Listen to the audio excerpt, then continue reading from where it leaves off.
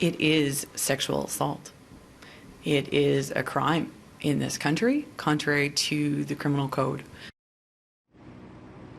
That very clear statement from one of Canada's prominent sexual assault lawyers after hearing the details of incidents that are reported to have taken place inside St. Michael's College School in recent days.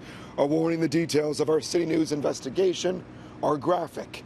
Now, tonight, several troubling questions hang over St. Mike's, including when did they learn about an alleged assault caught on video? In that video, you can see a young boy naked from the waist down. He is penetrated with a broomstick. And when, if at all, did they notify Toronto police about that specific incident? Toronto police maintain tonight they didn't show up here to investigate yesterday morning until they were notified by City News. As a parent, it's deeply upsetting. As a member of society, it's troubling. As a lawyer, I hope they have their lawyers on retainer at this point in time. A Toronto police source tells City News St. Michael's College contacted police regarding an incident on Monday, though City News has learned it wasn't for the alleged group assault under investigation. City News has seen two separate videos. In one, a boy wearing only a shirt and underwear is inside a large sink. The water is running over him and his bare skin is being slapped.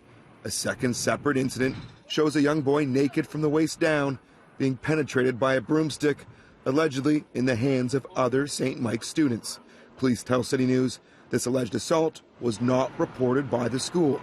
Both videos are becoming part of their police investigation. We know that parents saw the video. They told their children to erase the video. They sent their kids back to school. Do the parents have a responsibility? It's hard to say if the parents have a legal responsibility. I would suggest that they have a moral one. I think certainly the individual teachers are accountable. I think that the Board of Governors or the board, they have reporting obligations under the Child and Family Services Act. Multiple students have been expelled. Founded in 1852, St. Michael's College is owned by the Basilian Fathers, a religious order of 150 priests.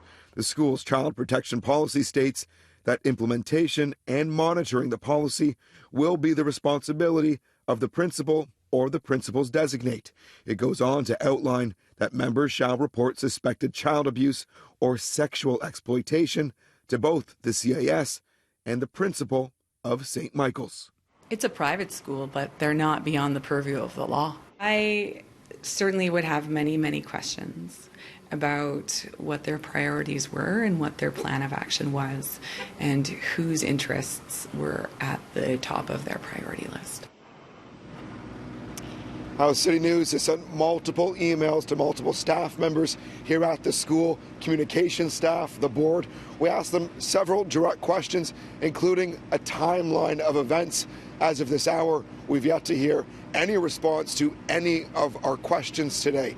Now, one thing we do know is that an email did go out to parents who are contemplating sending their children here to St. Mike's. Now, Shauna Hunt joins me. Shauna, you've been looking at the alleged history here at the school. That's right, Adrian. So people claiming to be former students of St. Mike's have been reaching out to City News ever since we broke this story. And some of them are painting a very similar picture of a toxic environment involving bullying and physical abuse, or physical assault, rather. On the other hand, though, we're also hearing from some alumni who are speaking out to defend the school's reputation. There's very toxic masculinity that goes on there. I'm not surprised that things like this happen. We agreed to protect the identity of former students reaching out with concern over repercussions. On the phone, one man tells me he started at St. Mike's in grade 7 and left in grade 10 after enduring years of constant bullying. He witnessed bloody fistfights in the hallways and claims teachers often turned a blind eye to what was going on. Another former student reached out through email claiming this was his experience at the school. My clothes were thrown in the trash. Students would spit, grab me, or throw the odd punch. On at least 2 occasions, other students rubbed their genitals on me. But others are defending the school's reputation. Outgoing TTC chair Josh Cole, who attended St. Mike's decades ago, remembers things very differently. Certainly, at my time at the school, I never noticed any of that. And if anything, it was quite the opposite. It was an environment of camaraderie and nurturing from staff and the whole kind of community. So no, certainly that was not my experience at St. Mike's. Bob Stellick, a marketer who spent 20 years in professional sports, turns to the Maple Leaf Gardens sexual abuse scandal as a learning tool. I think the biggest challenge we had back in the Maple Leaf Gardens days is we assumed that, or a lot of people assumed that it wasn't a widespread incident, that one individual had a terrible situation happen. Reality in hindsight was that was the right opportunity and the right time to reach out and find out more. And that's the big mistake, and I think the lesson a lot of people have learned from the Maple Leaf Gardens incident is don't assume that it's contained, don't assume that these are the only people, and reach out. Oren Amate is a child psychologist and has been keeping a close eye on this investigation. The reports are that it was up to 10 people involved in the making of this video who were there witnessing. And what's that mentality like in a group of young people? How come no one said, hey, this isn't right? See, this is not just for young people, it's for most people. Sure. When you're in a group, we're social animals. So if the leader, so to speak, is doing something, most people will follow, or at the very least, they're just not going to get involved. Very few people will ever step up and say, hey, that's wrong.